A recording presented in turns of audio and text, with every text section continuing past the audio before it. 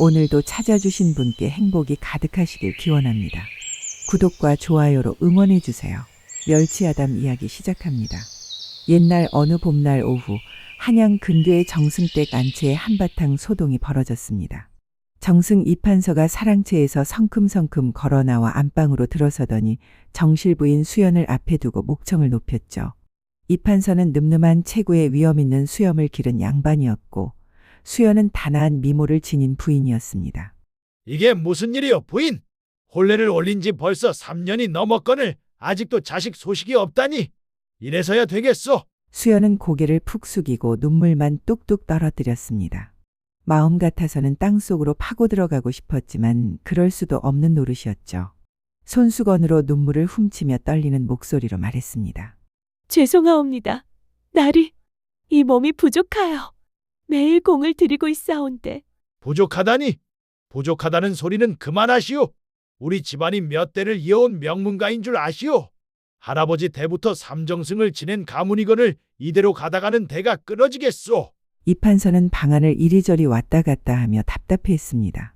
그의 얼굴은 불그락푸르락하며 화가 나 있었죠. 그러다가 문득 결심을 굳힌 듯 수연을 똑바로 쳐다보았습니다. 부인, 첫째 첩을 드리기로 했소. 네? 첩을 들이신다고요? 다른 도리가 없지 않소. 이 집안의 대를 이을 자식을 낳을 수 있는 여인을 찾아야겠소. 중신애비에게 이미 부탁해 두었소. 수연은 가슴이 찢어지는 듯했지만 조선의 법도로는 남편이 첩을 들이는 것에 정실 부인이 반대할 수 없었거든요. 고개만 끄덕이며 눈물을 삼켰습니다. 알겠습니다. 날이 집안을 위하는 일이라면 그리해야지요. 며칠 후 기생 출신의 아리따운 처녀 금란이 첩으로 들어왔습니다. 금란은 20살 남짓한 나이에 얼굴이 달처럼 곱고 몸매가 버들가지 같았죠. 고운 피부의 춤과 노래에도 능했습니다. 이판서는 금란을 몹시 흡족해 했고 밤마다 그녀의 방에서 시간을 보냈습니다. 수연은 그런 남편을 보며 억장이 무너지는 것 같았지만 참을 수밖에 없었죠. 금란은 처음에는 조심스러워했지만 점차 이판서의 사랑을 받으며 당당해졌습니다. 하지만 한 가지 문제가 있었어요. 생각처럼 아이가 바로 생기지 않는 것이었습니다. 금란도 1년이 지나도록 아이가 생기지 않았습니다. 이판서는 또다시 불안해졌죠. 어느 날 저녁 그는 금란을 불러 호통을 쳤습니다. 이놈의 집안은 어찌 된 일이오? 벌써 1년이 넘었거늘. 도대체 왜 이리 자식 소식이 없는 것이오? 날이 조금만 더 기다려 주시옵소서. 분명히 좋은 소식이 있을 것입니다. 매일 칠성님께 빌고 있사옵니다. 기다리고 또 기다렸소. 마냥 기다리고만 있을 수 없으니 다른 첩을 드리겠소. 금란의 얼굴이 하얗게 질렸습니다. 또 다른 첩을 들이신다고요? 부인들이 제 구실을 못하니 어찌하겠소. 집안의 대가 끊어질 판인데. 이판서는 곧바로 중신애비를 불러 둘째 첩을 구하라고 명했습니다. 금란은 그날 밤 혼자 방에서 서럽게 울었어요. 기생 출신인 자신도 이제 또 다른 여인에게 밀려날 것 같아 불안했거든요. 한편 한양 변두리 운막집에서는 모녀가 한숨을 쉬며 앉아 있었습니다.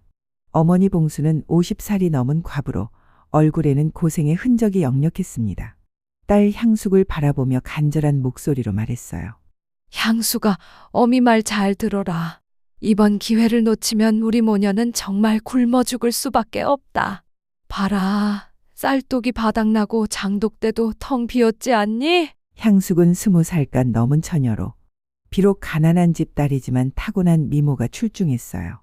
하지만 마음 한편에는 걸리는 하나가 있었어요. 그녀의 눈에는 눈물이 고여 있었죠.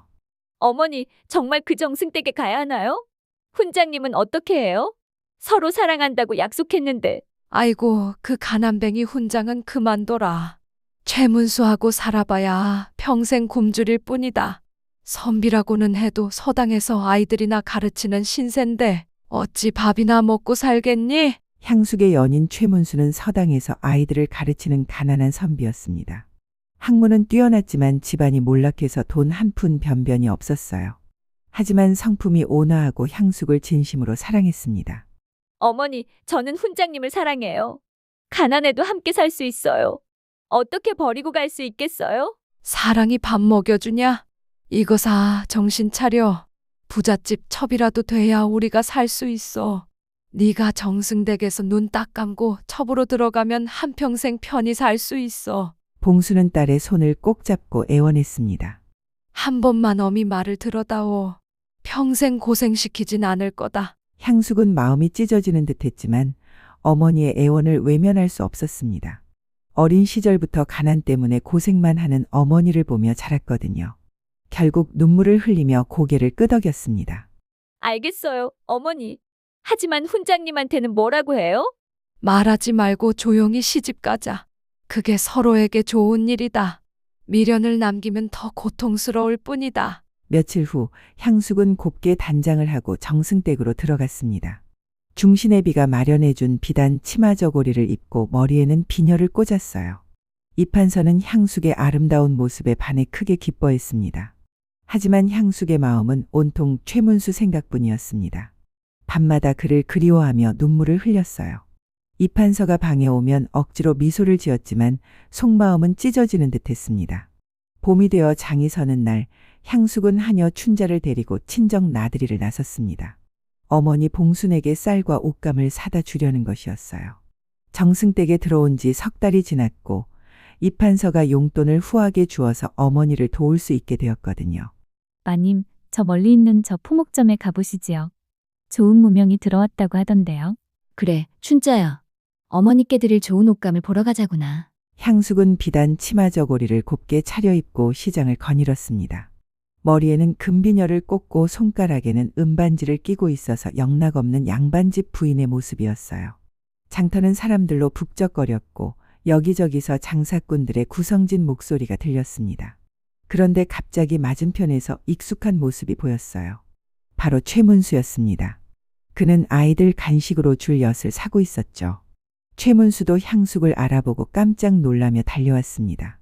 얼굴에는 기쁨과 설레임이 뒤섞여 있었어요. 향수가 그동안 왜 안 보였어? 최문수는 향숙의 옷차림을 보고 다른 집에 시집을 갔다는 걸 알아챘어요. 향숙의 눈에 눈물이 왈칵 쏟아졌어요. 훈장님, 죄송해요. 정말 죄송해요. 춘자가 걱정스럽게 말했습니다. 마님, 너무 오래 계시면 안 될 것 같은데요. 나리께서 기다리고 계실 텐데요. 하지만 향숙은 최문수를 차마 떠날 수 없었습니다. 몇 달 만에 만나 너무나 그리웠거든요. 향수가 저기 주막에 가서 잠깐만 이야기하자. 할 말이 너무 많아. 주막에 들어가 국밥을 시켜놓고 둘은 이야기했습니다.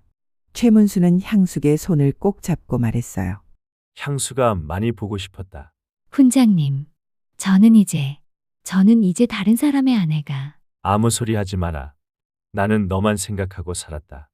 서당 아이들 가르치면서도 온종일 내 생각뿐이었어. 그런데 밖에서 포목점 주인 김서방이 지나가다가 이 장면을 목격했습니다. 저게 정승댁 둘째 천마님 아닌가? 모르는 남정네와 저렇게 다정하게 뭐하는 거지? 김서방은 호기심에 주막 창문 근처로 다가가서 엿들었어요. 두 사람이 하는 말을 들어보니 분명히 옛 연인 사이인 것 같았죠. 그 후로 향숙과 최문수는 몰래 만나기 시작했습니다. 향숙은 친정에 간다는 핑계로 나와서 최문수와 만났어요. 산속 정자에서 개울가에서 때로는 빈 절간에서 그들의 사랑을 나누었습니다. 두 사람에게는 이 시간이 유일한 행복이었어요. 향수가 이렇게라도 너를 볼 수 있어서 행복하다. 비록 자주 만날 수는 없지만 말이야. 훈장님, 이제 이러면 안 될 것 같아요. 들키면 큰일 나요. 우리는 원래 서로를 사랑하는 사이 아니냐. 네가 억지로 그 집에 시집간 것이지 가고 싶어서 간 것은 아니잖아. 향숙은 죄책감에 시달렸지만 최문수에 대한 사랑을 끊을 수 없었습니다. 만날 때마다 서로를 더욱 간절히 원했고 헤어질 때마다 가슴이 찢어졌습니다. 여름이 지나고 가을이 오면서 향숙의 배가 불러오기 시작했어요. 향숙이 아이를 가진 것입니다. 어느 날 향숙이 아이를 가졌다는 소식이 정승댁에서도 알게 되었어요. 이판서는 너무 기뻐했어요.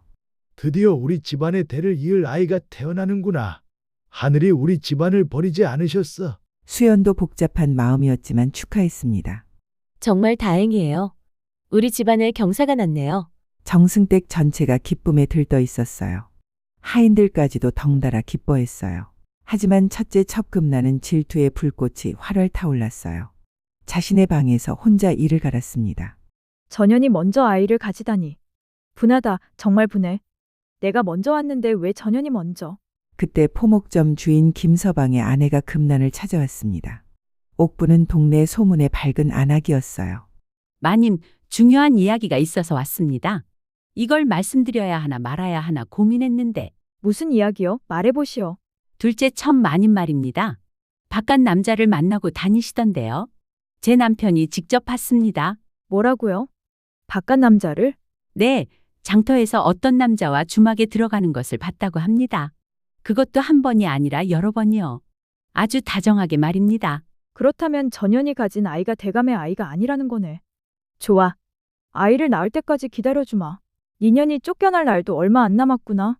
겨울이 지나고 봄이 오자 향숙이 건강한 사내아이를 낳았습니다. 정승댁은 온 집안이 경사로 들썩였어요. 이판서는 기뻐서 어쩔 줄 몰랐습니다. 아이고, 우리 집안에 옥동자가 태어났구나. 이름을 태수라고 하자. 태평성대의 태자에 물숫자를 써서 말이야. 온 집안 사람들이 축하했고 이판서는 하인들에게까지 잔치상을 베풀었습니다. 향숙은 아이를 품에 안고 행복해했지만 마음 한편으로는 불안했어요. 그런데 바로 그때 금란이 이판서 앞에 무릎을 꿇고 말했습니다. 날이 중대한 일을 아뢰겠습니다. 무슨 일이오? 이런 경사스러운 날에 왜 그리 심각한 표정이오? 태수는 바깥 남자와 간통하여 낳은 아들이에요. 그 아이는 영감님의 혈육이 아닙니다. 뭐라고? 무슨 헛소리요? 장터에서 남자와 만나 정을 통하는 것을 포목점 김서방이 여러 번 봤다고 합니다. 이판서는 분노로 온몸이 떨렸어요. 뭐라고? 내 아들이라고 속였단 말이오? 이 집안을 우롱하다니? 향숙은 갓난아이를 품에 안고 벌벌 떨었습니다. 얼굴이 새하얗게 질려서 말도 제대로 나오지 않았어요. 나으리, 당장 이 집에서 나가시오. 그 아이는 두고 가시오. 집안을 더럽힌 년이 어찌 우리 집 문턱을 밟고 있는 것이냐? 어서 전현을 끌어내라. 아니에요. 제 아이예요. 제 아이라고요. 향숙은 아이를 꼭 껴안으며 절규했습니다. 당장 나가시오. 무엇들 하느냐? 당장 전현을 끌어내라. 수연이 말렸습니다. 영감님, 너무 성급하십니다. 확실한 증거도 없이 갑자기 내쫓으시면 어쩌십니까? 부인도 조용히 계시오. 집안의 체면이 땅에 떨어졌소. 온 동네가 우리 집을 비웃을 것이오. 향숙은 울부짖으며 집에서 쫓겨났습니다. 아이만 남겨둔 채 말이죠. 그녀는 대문 밖에서 아이 이름을 부르며 통곡했습니다. 태수야, 우리 태수야. 이판서는 혼자 남아 깊은 생각에 빠졌어요. 정실 부인도 3년째 아이가 없고 첫째 첩도 1년 넘게 아이가 없고 게다가 둘째 첩도 내 아이가 아니니 혹시 나에게 문제가 있는 것은 아닐까? 그제야 자신에게 씨가 없다는 것을 깨달았습니다. 그런데 며칠 후 하인이 이판서에게 보고했어요. 날이 첫째 천마님이 정실마님께 해서는 안 될 말씀을 드린다는 소문이 있습니다. 뭐라고? 이판서가 알아보니 금란이 자신의 불안감 때문에 수연에게 상처 주는 말을 하고 다녔던 것이었어요. 이판서는 금란을 불러들였습니다. 금란아, 내가 정실 부인에게 함부로 말을 했다는데 사실이냐? 금란은 벌벌 떨었어요. 날이 저는 그냥 내가 아이를 못 낳는다고 해서 다른 사람까지 괴롭히면 되겠느냐? 이판서는 목소리를 낮추며 금란의 어깨에 손을 올렸어요. 네가 아이를 못 낳아도 난 널 버리지 않을 것이다. 그러니 불안해하지 말거라. 대신 정실 부인께는 사과하거라. 금란은 눈물을 흘리며 고개를 끄덕였어요. 그날 밤 이판서는 수연의 방을 찾아갔습니다. 부인 잠들었소? 아니에요. 영감님, 들어오세요. 이판서는 수연 옆에 앉으며 조심스럽게 말했어요. 부인, 미안하오. 그동안 나 때문에 마음고생이 얼마나 컸소. 영감, 무슨 말씀을요? 첩들을 들이고 대를 잇지 못한다고 부인을 탓하고 알고 보니 모든 게 내 탓이었소. 이제야 깨달았소. 부인이 얼마나 서러웠을지. 앞으로는 부인을 더 아끼고 사랑하겠소. 이판서의 진심이 담긴 사과에 정실 부인은 그동안의 서름에 흐느껴 울었습니다. 쫓겨난 향숙은 최문수를 찾아갔습니다. 두 사람은 산골짜기에 작은 초가집을 마련하고 살림을 차렸어요. 두 사람은 가난했지만 행복했습니다. 그리고 이듬해 봄 향숙은 또 다른 아들을 낳았어요. 훈장님, 전 정말 행복해요. 비록 가난하지만 이렇게 함께 있으니 세상 부러울 게 없어요. 하지만 행복은 오래가지 않았습니다. 어느 날 최문수가 산을 넘다가 산적 패거리를 만났거든요. 있는 것 다 내놔라. 빨리 안 내놓으면 죽여버린다. 난 가난한 사람이요. 돈이 어디 있겠소. 보시다시피 입고 있는 옷도 누더기 아니요. 거짓말하지 마라. 한양에 갔다 오는 길이라면 돈이 없을 리 없지. 산적들은 최문수를 마구 두들겨 팼습니다.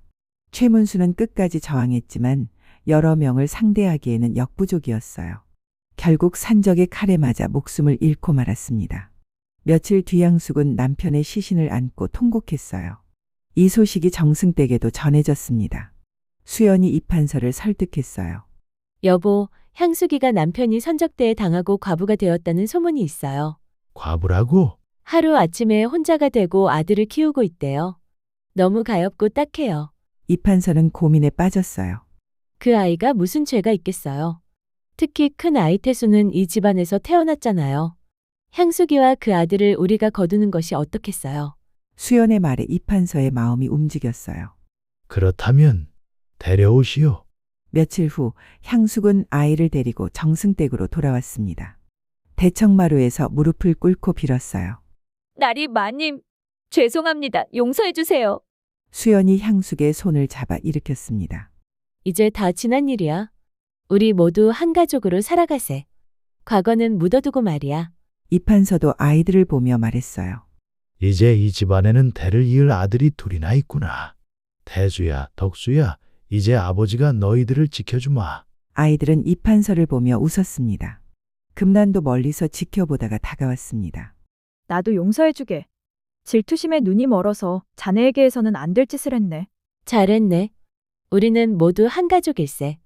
이제 서로 받아들이고 사랑하며 살아가세. 미움과 질투는 이제 그만두고 말이야. 향숙은 눈물을 흘리며 말했습니다. 마님, 고맙습니다. 평생 은혜를 잊지 않겠습니다. 아이들을 잘 키워서 이 집안의 기둥으로 만들겠습니다. 자네는 이제 우리 진짜 가족이네. 과거는 모두 잊고 행복하게 살아보세. 그 후로 정승댁은 진정한 평화를 찾았습니다.